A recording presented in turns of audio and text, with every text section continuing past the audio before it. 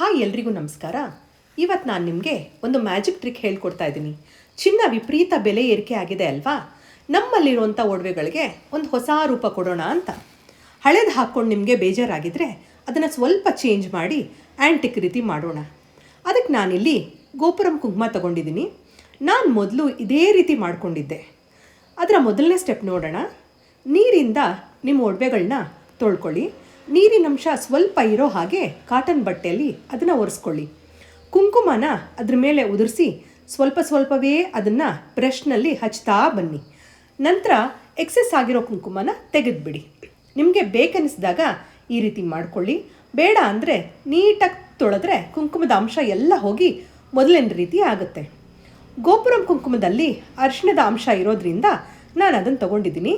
ನಿಮಗೆ ಯಾವ್ದು ಅನುಕೂಲನೋ ಅದರಲ್ಲಿ ಮಾಡ್ಕೊಳ್ಬೋದು. ಇದು ಒಂದು ಸಣ್ಣ ಟ್ರಿಕ್ ಅಷ್ಟೇ, ನಾನು ನಿಮಗೆ ಶೇರ್ ಮಾಡಿದ್ದೀನಿ. Thank you for watching. Thank you.